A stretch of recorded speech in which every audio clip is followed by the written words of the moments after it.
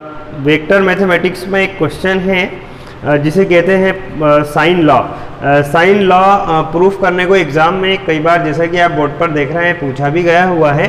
और जब sign law को प्रूफ करते हैं तो रास्ते में कहीं पर हमें आता है A cross B, A vector cross B vector equal to B vector cross C vector equal to C vector cross A vector. और मैं बता दूं कि 2019 में ये एग्जाम में पूछा भी गया है और ये साइन लॉ होता है। तो इस तरह से तीन तरह से ये क्वेश्चन एग्जाम में पूछा जाता है, 1, 2 और ये 3। मैं इसको सॉल्व करवा रहा हूँ। सॉल्व करते टाइम सभी को ऐसा ट्राइंगल बनाना आना चाहिए और जहाँ पर ट्राइंगल की साइड ए बी होती है वहाँ पर सी वेक्टर लिया जाता है, जहाँ बी सी होती है वहाँ पर ए वेक्टर और जहाँ पर ए सी होता है वहाँ पर बी वेक्टर डिनोटा होना चाहिए। और सभी को पता भी होगा स्टूडेंट्स की the sum of the vectors represented by the sides of a triangle is 0। a vector plus b vector plus c vector equal to 0 होता है। मैं यहाँ इसको थोड़ी देर के लिए इक्वेशन नंबर 1 कह रहा हूँ। इसमें वेक्टोरियली मल्टीप्लाई कर रहा हूँ, वेक्टोरियली मल्टीप्लाइंग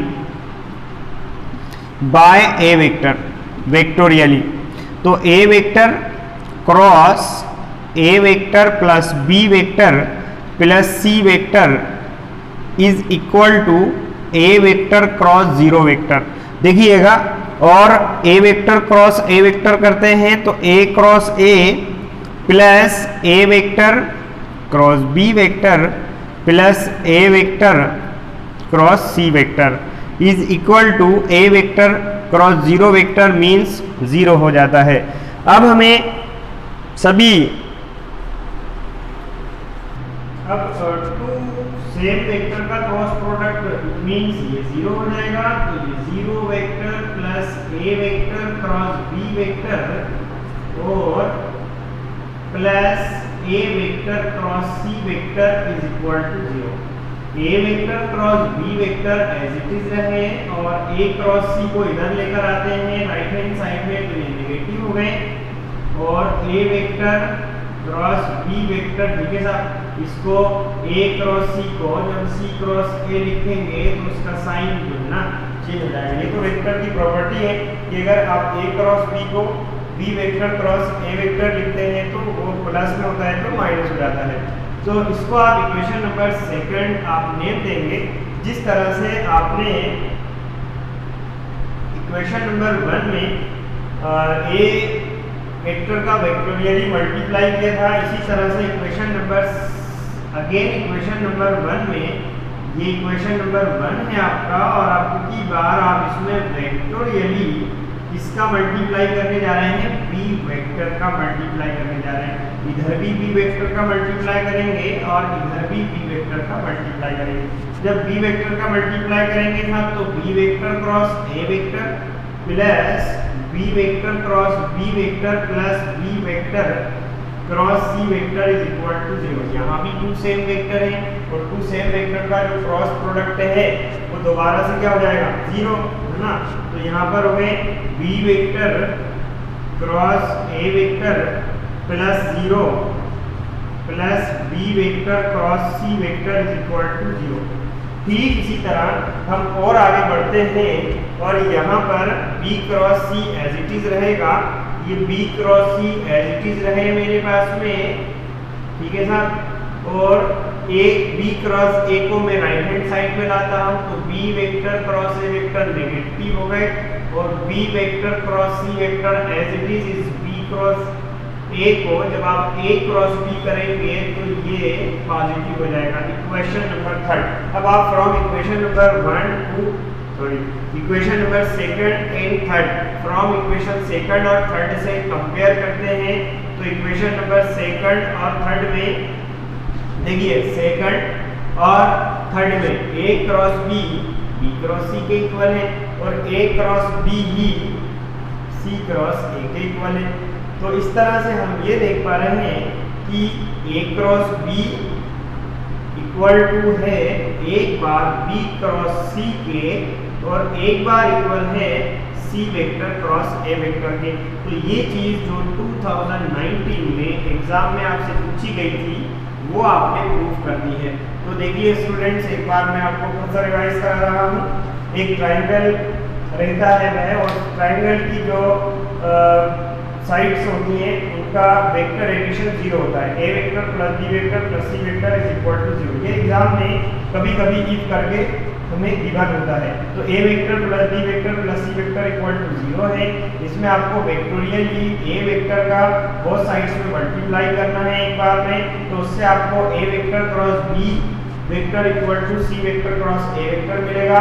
फिर वापस आप जाइए A vector plus B vector plus C vector वाले इक्वेशन को वापस लीजिए, उसमें बी वेक्टर का वेक्टोरियली मल्टीप्लाई कीजिए तो आपको ये वाला इक्वेशन मिलेगा। दोनों इक्वेशंस को आप इक्वल रख दीजिए तो A vector cross B vector cross C vector आपको मिल जाएगा। A vector equal to B vector cross C vector. And हम साइन लॉ का प्रूफ करते हैं। साइन लॉ प्रूफ करते हैं तो हम पहले इसमें मॉड लेते हैं, साहब नजर रखिएगा। And B vector cross C vector is equal to C vector cross A vector. थोड़ा इस फॉर्मूले को समझिएगा। जब A vector cross B vector लिखते हैं तो A B sine pi minus C लिखा जाता है। ये क्रॉस प्रोडक्ट है और मैं यहाँ इसको डायग्राम के माध्यम से आपको अभी बता रहा था। ये इस तरह से इसका डायग्राम होता है। अगर यहाँ पर आप एक ट्राइंगल ले रहे हैं, इस तरह ट्राइंगल ले रहे हैं आप, और ट्राइंगल में अगर हमारे पास में ये सी है तो यहाँ पर एंगल सी बना है, ठीक है। लेकिन जब आप ये दोनों वेक्टर के बीच में ए और बी के बीच में आप एंगल की बात करते हैं तो ये वाला एंगल काउंट नहीं होता है, बल्कि ये जो मैं बनाकर बता रहा हूँ ये वाला एंगल काउंट होता है। इसको मैं रेट कर देता हूँ ताकि आपको ये अलग दिखाई दे। ये देखिए ये वाला एंगल काउंट होता है। और ये वाला जो एंगल है स्टूडेंट्स, आप देखें इस एंगल का नाम पाई माइनस सी हो सकता है, क्योंकि यहाँ से लेकर यहाँ तक ये ब्लैक वाला पोर्शन और ये रेड वाला पोर्शन मिलकर 180 होगा। 180 में से मैं सी को सब्सट्रैक्ट कर दूंगा तो ये पाई माइनस सी हो जाएगा। इसलिए यहाँ पे साइन पाई माइनस सी आएगा, लेकिन साइन 180 माइनस थीटा यानी कि पाई माइनस थीटा की वैल्यू साइन थीटा ही होती है।